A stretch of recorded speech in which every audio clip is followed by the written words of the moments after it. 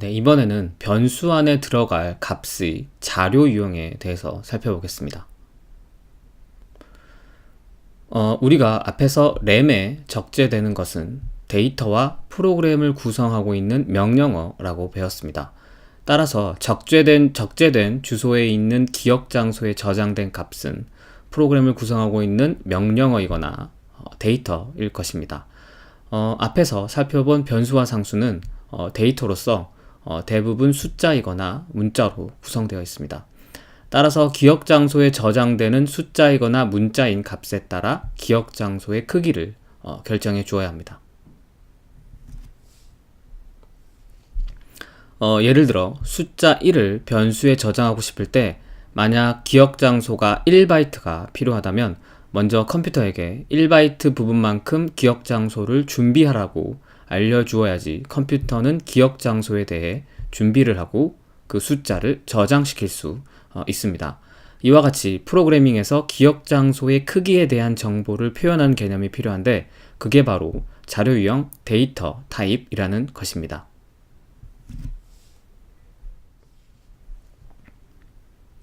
아까 설명한 파일의 예를 가지고 자료 유형에 대해서 다시 한번 설명해 보겠습니다.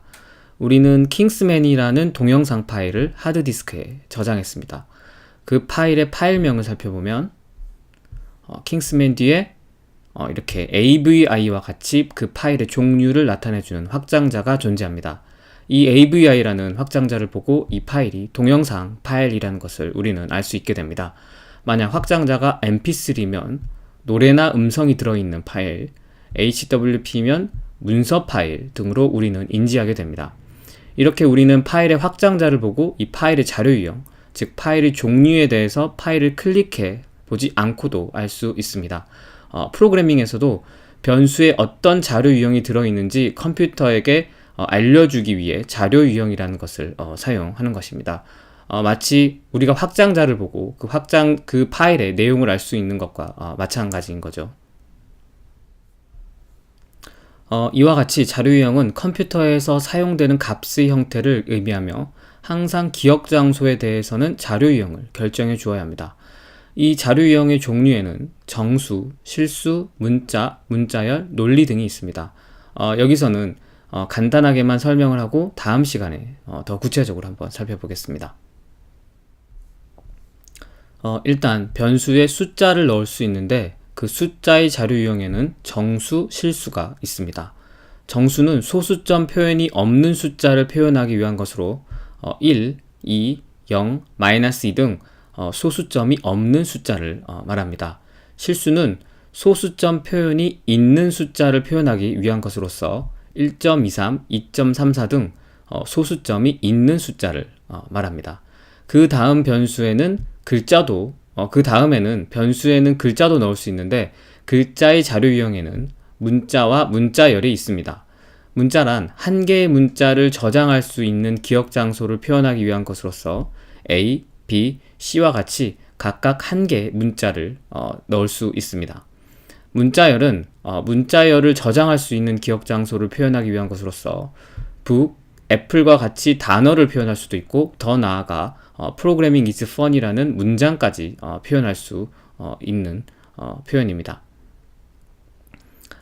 논리는 참 혹은 거짓에서 하나의 값을 저장할 수 있는 기억 장소를 표현하기 위한 것으로서 이는 나중에 더 상세히 배울 예정입니다.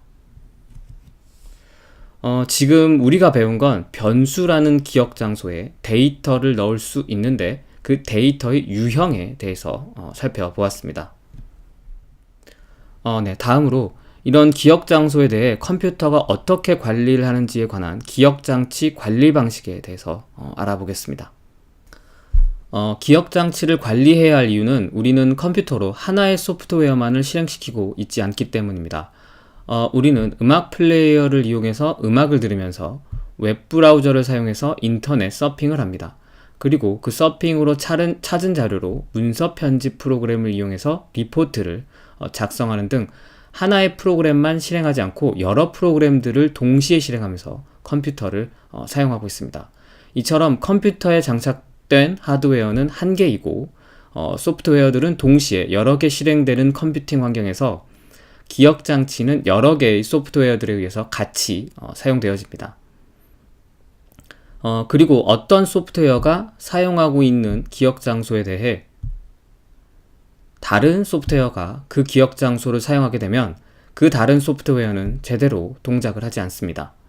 따라서 사용 중인 기억 장소에 대해서는 절대로 다른 소프트웨어가 사용할 수 없도록 하는 기억 장치의 관리가 필요하게 되고, 이러한 역할을 하는 소프트웨어가 바로 윈도우나 맥 OS 같은 운영체제입니다. 그럼 구체적으로 운영체제가 어떻게 기억장치를 관리하는지 한번 살펴보겠습니다. 운영체제는 기억장소에 대해 할당과 해제를 통해 관리를 합니다. 먼저 할당에 대해서 살펴보겠습니다. 응용 프로그램이 실행될 때 실행에 필요한 기억장소만큼 운영체제에게 사용 허가를 받아야 합니다. 그럼 운영체제는 기억장소를 준비시키고 사용 요청에 대한 허가를 해줍니다.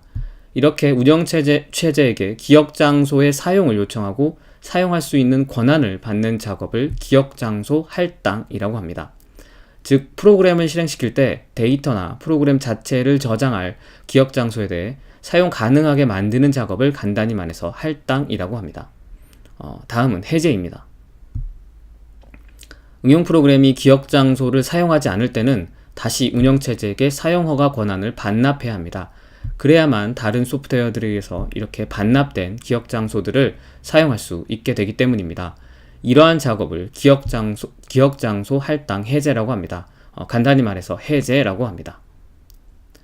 이와 같이 데이터를 저장할 기억장소에 대해 할당 혹은 해제 등을 하게 되는데, 프로그래밍에서는 이를 변수 선언과 정의라고 합니다. 즉, 변수를 선언하고 정의를 하면 기억장소에 할당이 일어나고 그 할당된 기억장소에 일정한 값이 입력되는 것으로 보면 됩니다. 이처럼 변수의 선언이란 어떤 프로그래밍 언어로 작성된 소스코드에서 그 프로그램의 컴파일러에게 필요한 정보를 구체적으로 프로그램을 실행할 때 사용될 데이터의 유형을 전달하기 위한 표현 방법을 말합니다. 즉, 소스코드를 작성하면서 컴파일러에게 변수에게 들어갈 자료 유형에 대해서 이 값이 정수인지 실수인지 문자인지 문자열인지 등 데이터에 대한 정보를 미리 알려주는 걸 변수의 선언이라고 합니다.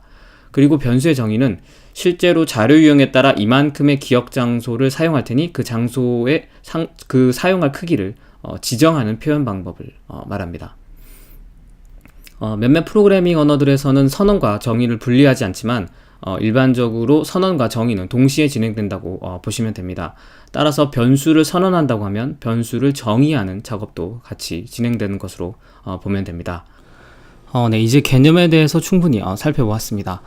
이제 이 개념들이 스위프트 코드로 어떻게 변수의 선언으로 구현되는지 예제를 통해서 살펴보겠습니다.